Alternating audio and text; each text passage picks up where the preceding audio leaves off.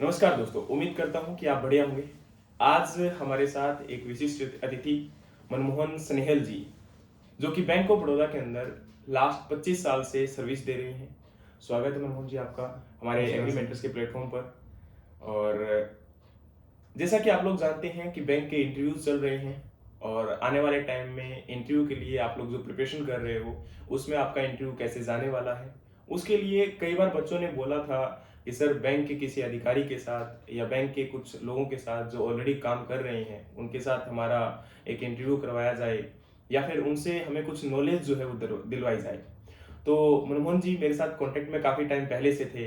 Actual में ये bank of Baroda में पहले वडोदरा में अपॉइंटेड थे, गुजरात में, है ना सर, अगर मैं गलत नहीं हूँ तो। और उसके बाद अभी जो है इनकी चंडीगढ़ पोस्टिंग हुई है, तो अभी इनसे मिलना हुआ और आज आपके साथ रूबरू इनको करवाएंगे। तो सर सबसे पहले आप ये बताइए कि आपका बैंकिंग में एक्सपीरियंस कैसा रहा है सर बैंकिंग में शानदार रहा है अभी तक। और बैंकिंग की सर पोस्ट जो है उसमें मतलब क्या सीखने को मिला सर अभी तक, क्या क्या चीज़ें, मतलब जैसे वर्किंग एक्सपीरियंस में जैसे बच्चे काफ़ी कंफ्यूज रहते हैं कि हमें क्या करना पड़ेगा, कहीं हेक्टिक तो नहीं होता, डिप्रेशन में तो नहीं जाते हैं, काफ़ी चीज़ें मतलब बच्चे जो है नेगेटिव पॉइंट इनके माइंड में आते हैं। सर मेरा ये मानना है कि आजकल कोई भी जॉब या कोई भी काम आसान नहीं है। जी सर। कोई भी नौकरी है तो देखिए हार्ड वर्क और प्रेशर हर जगह है। जी। तो अगर गवर्नमेंट जॉब अगर सोच के हम उसमें आ रहे हैं तो फिर काम तो करना ही है। जी सर। लेकिन एक रेपुटेशन भी है, बैंकिंग जॉब में एक रेपुटेशन है, अच्छी फैसिलिटीज़ हैं। जी। दूसरी जॉब के मुकाबले अगर आपको लोन लेना है तो इजीली मिल जाता है और पब्लिक के मुकाबले थोड़ा सा कम रेट पे मिलता है। मतलब फाइनेंशियल स्टेबिलिटी अच्छी है। फाइनेंशियल फैसिलिटी अच्छी है। जी। जी। सर अभी जैसे बच्चों के मॉक इंटरव्यू चल रहे हैं और हम इनको गाइड भी कर रहे हैं, लेकिन जैसे इंटरव्यू में जब रियल फेस करते हैं बच्चे तो उस टाइम पर से इनको बड़ी दिक्कत आती है। तो सर सबसे पहले बच्चों के एंट्रेंस से लेके अगर मैं बात करूं और उनके बैठने की बात करूं तो उसमें सर उनको क्या ध्यान रखना चाहिए, किन चीज़ों को मतलब उनको फोकस रहना चाहिए पहले से। सर मेरा एक मानना है कि इंटरव्यू के टाइम जाते समय सबसे पहले तो अपना ड्रेस जो सेंस है, जी। ड्रेस फॉर्मल होना चाहिए, फॉर्मल शूज होने चाहिए। जी। और थोड़ा सिंपल रहे, कोई ऐसा टाई और ज़्यादा करने की जरूरत नहीं है। जी। सिंपल फॉर्मल रहें। और जैसे आप इंटरव्यू के लिए जा रहे हैं तो जैसे आप एंटर करते हैं रूम में, जी। जी। तो सबसे पहले बड़ी विनम्रता से गेट खोलिए और एंटर करिए और सबको ग्रीट करिए, हाँ जी। इंटरव्यूअर जो है। और अगर वहाँ अगर मैम है इंटरव्यू पैनल में तो मैम को अलग से ग्रीट करिए। जी। जी। तो बस ये सिंपल है। अच्छा सर, एक ना ग्रीटिंग के टाइम पर जैसे आपने बताया कि ग्रीट अलग से करें, उसके बाद सर बैठने वगैरह में लेके काफ़ी चीज़ें मतलब बच्चों को दिक्कत आती है। बच्चे मतलब बैठते हैं तो मतलब उनको बोला जाता है कि आप ऐसे नहीं बैठेंगे और ऐसे नहीं बैठेंगे, मतलब हम भी उनको गाइड करते हैं। तो एक्चुअल में क्या होना चाहिए उसके लिए। सर सिंपल बैठें, स्ट्रेट बैठें। एक तो कम से कम शोल्डर झुके हुए ना हो, जी सर। शोल्डर सीधे रखें। थोड़ी हल्की स्माइल के साथ बैठें, कॉन्फिडेंस के साथ बैठें। कोई ऐसी नर्वस होने की जरूरत नहीं है, क्योंकि जो आपने करना हो वो आप रिटर्न में कर चुके हैं। जी। तो कॉन्फिडेंस रखें अपना, तो ऐसी कोई दिक्कत नहीं है। आप और जाके आप जैसे ही आप ग्रीट करेंगे तो उसके बाद आपको पहली बात तो वो खुद ही बोल देंगे कि आप बैठ जाइए। जब तक ना कहें तो आप कम से कम ना बैठें जी। जी। और जी। स्ट्रेट बैठें, एकदम कोई बेहिचक। जी सर। अच्छा सर, एक चीज़ और मैं पूछना चाहूँगा, जैसे प्रेजेंट टाइम में क्या होता है कि जब इंटरव्यू के लिए बच्चे जाते हैं तो उनके माइंड में ये भी होता है कि भाई वो काफ़ी हार्ड क्वेश्चन पूछने वाले हैं और काफ़ी स्ट्रगल जैसे सिचुएशंस उनको देने वाले हैं, तो वो उनके माइंड में डर रहता है कि सर पता नहीं क्या पूछ लेंगे। तो सर क्या है कि उनका वाकई में ऐसा सिनेरियो होता है कि बच्चे को मतलब प्रेशराइज करना। नहीं सर, बिल्कुल भी नहीं है। इंटरव्यू पैनल में बिल्कुल आसान क्वेश्चन पूछे जाते हैं। जनरली आपका जो बैकग्राउंड है, जी आपका सर। जो सब्जेक्ट है और आपका जो होम टाउन है, आप जिस एरिया में रहते हैं उस एरिया लोकेलिटी के हिसाब से ही जनरली क्वेश्चन पूछे जाते हैं, इससे बाहर नहीं पूछते हैं। सर लोकेलिटी में क्या क्वेश्चंस पूछ सकते हैं, जैसे लोकेलिटी की अगर हम बात करें तो लोकेलिटी बहुत बड़ी भी होती है सर कई बार। सर हाँ। जैसे आपका एरिया जैसे एग्रीकल्चर अगर है जी या सर। आप किस एरिया में रहते हो, उस इंडस्ट्रियल है क्या है, तो उस बारे में जनरली पूछा जाता है। फसल कौन सी होती है आपके एरिया में, कोई फेमस चीज़ है जी उस सर। एरिया में, तो उसके बारे में जनरली पूछते हैं। इसमें नर्वस होने की जरूरत नहीं है सर। अच्छा, एक सर इनको ना बच्चों को हॉबी और स्ट्रेंथ को लेकर और वीकनेस को लेकर काफी क्वेश्चंस रहते हैं। तो हॉबी, स्ट्रेंथ और वीकनेस को बताते टाइम किन बातों का ध्यान रखना चाहिए। सर हॉबी और स्ट्रेंथ में अपनी जो नेचुरल हॉबीज हैं वो उनको बताना चाहिए। जी और सर। स्ट्रेंथ जो है, स्ट्रेंथ अपना एक कॉन्फिडेंस और वही है। जी सर। हाँ जी। नहीं सर, एक वीकनेस जैसे बच्चे बोलते हैं कि सर वीकनेस है ना, आजकल एक काफ़ी ट्रेंड चल रहा है और खासकर कोचिंग्स, जैसे हम जैसे कोचिंग्स होते हैं वो बता देते हैं कि भाई चाय पी लो, ये आपके वीकनेस हो जाएगी। तो क्या सर ये बताना चाहिए? आपको लगता है कि सर ये चीज़ें मतलब रियलिस्टिक लगती है? नहीं सर, ये मेरे हिसाब से ज़रूरत नहीं है ऐसी बातें बताने की। अच्छा, तो सर राइट। वीकनेस में क्या बताना चाहिए? जैसे वीकनेस मतलब, क्योंकि सर वीकनेस का मतलब ये होता है कि कमज़ोरी, और कमज़ोरी अगर बताते हैं किसी को तो डेफ़िनेटली वो एक्सेप्ट नहीं करेगा हमें। तो किस प्रकार की कमज़ोरी सर हमें बतानी कमज़ोरी चाहिए? जैसे ये बता सकते हैं कि किसी के जैसे बच्चे को किसी को नींद ज़्यादा आती है, कोई सोना है, कोई होता है कि ज़्यादा सोते हैं बच्चे। हाँ जी, हाँ तो जी, हाँ अगर जी। वो सोता है तो कोई ऐसा इश्यू नहीं है, इंसान है, हाँ, ह्यूमन तो बीइंग नींद है, ज़्यादा आती है। तो नींद ज़्यादा आती है जैसे मुझे। हाँ जी। तो ये कोई वीकनेस बता सकता है, लेकिन इसमें कोई गलत भी नहीं है। जी सर। और जैसे सर कुछ मतलब फूडी होते हैं, कुछ मतलब, अच्छा एक चीज़ और सर, इसके अंदर ना कई जगह पे उनको गाइड भी किया जाता है, बताया भी जाता है कि स्मोकिंग करना में एक हैबिट है। तो क्या ये चीज़ें वहाँ पर बताना चाहिए? सर बिल्कुल नहीं बताना चाहिए, क्योंकि जी ये सर। देखिए अलाउ नहीं है, अपने समाज में भी इसको गलत माना जाता है। जी नशा सर। कोई भी है, अगर ये बता रहे हैं कि मेरी कमी है तो ये गलत है, ये जी नहीं सर। बताना चाहिए डेफिनेटली, क्योंकि इससे गलत इम्पैक्ट पड़ता है। अच्छा, सर अभी प्रेज़ेंट टाइम में जैसे कुछ क्वेश्चन्स उनके एजुकेशन को लेकर होते हैं, एजुकेशन क्वालिफ़िकेशन को लेकर होते हैं, उनके जो गैप ईयर आ जाते हैं, तो गैप ईयर को लेके बड़े मतलब बच्चे नर्वस रहते हैं कि सर गैप ईयर के बारे में हमें क्या बताना चाहिए? गैप ईयर के बारे में सच बताना चाहिए या फिर झूठ बोलना चाहिए? ऐसे समथिंग? सर सच बताना चाहिए, क्योंकि उनके पास आपका जो एजुकेशनल क्वालिफिकेशन डाटा है वो सब अवेलेबल रहता है। नहीं सर, अगर बाय चांस उनके पास नहीं भी है और हम उनको बस बताना चाहते हैं कि भाई इस प्रकार से, तो गैप को रियलिस्टिक, जैसे कई बार कोचिंग करते हैं बच्चे, तो कोचिंग के बारे में बताना बुरी बात है या फिर अच्छी बात है? सर अच्छी बात है बताना।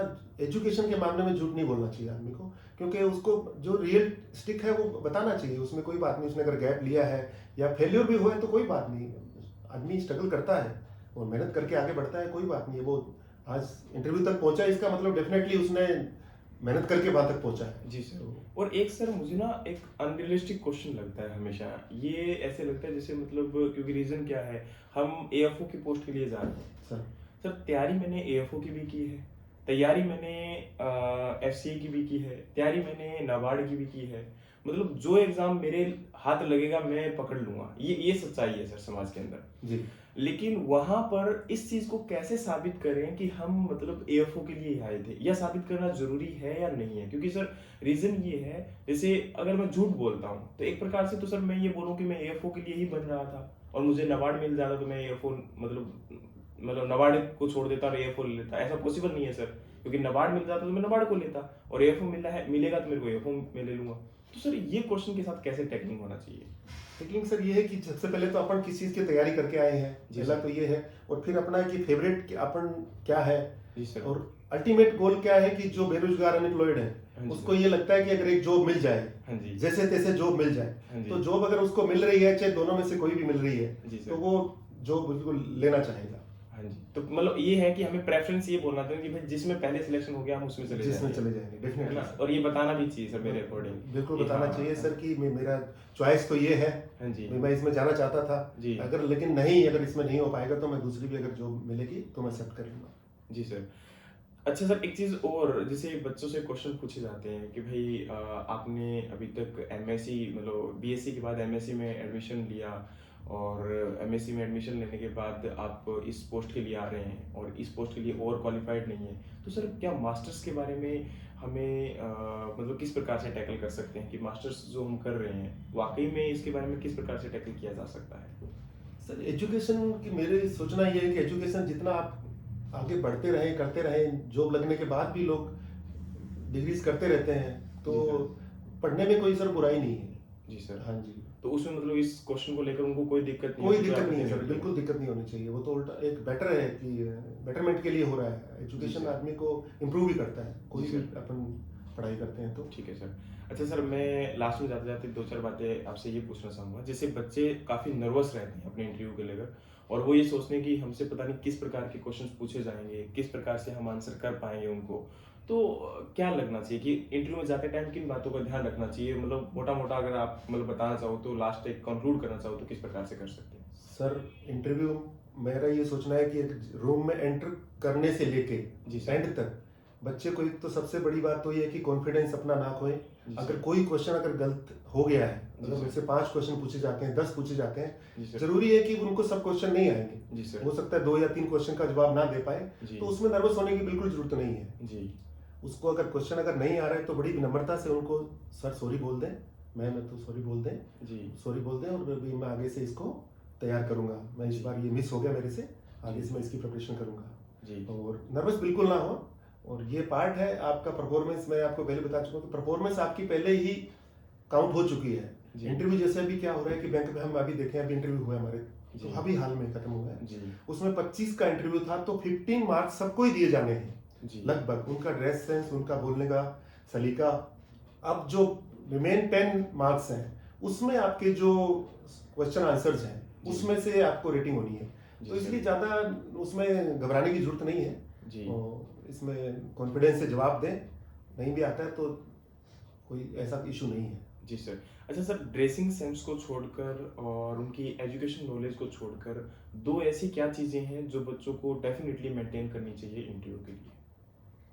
सर जैसे मतलब एक तो वो तो सर तैयारी ही है अपनी, तो बेसिक तो एक तो कॉन्फिडेंस सर। कॉन्फिडेंस हो गया सर अपना मेन। हाँ, हाँ कि जी। सर हमें बोलना कैसे है, और हाँ दूसरा जी। सर अपनी बातों को रखना कैसे है। कई बार सर बच्चे आंसर्स बहुत लेंदी ले जाते हैं ना, मतलब सर खींच लेते हैं। तो सर बिल्कुल वो क्या करना चाहिए? मतलब एक डिस्क्रिप्शन में पैराग्राफ की फॉर्म में बताना चाहिए कि बहुत नहीं शॉर्ट सर, करके बताना चाहिए? आपको जो रिप्लाई, क्योंकि इंटरव्यू टाइम शेड्यूल फिक्स होता है, जी उसमें सर। अगर अपने लंबी अगर लेंथी करेंगे जी तो सर। वो आप समझा नहीं पा रहे हैं उनको एक तरह से। जी। आप शॉर्ट एंड स्वीट रखें अपना जी। जो रिप्लाई है, तो मतलब उनको समझ में आ जाए जो पूछना चाह रहे हैं। जी तो सर। शॉर्ट में जवाब दें तो बेटर रहेगा। बेटर रहेगा सर उनके अच्छा, लिए। एक सर और जैसे बच्चे क्या करते हैं, उनके माइंड में नेगेटिविटी ये रहती है कि भाई मैं इंटरव्यू में अगर गलत आंसर करके आ गया तो मेरे नंबर तो बिल्कुल नहीं लगेंगे।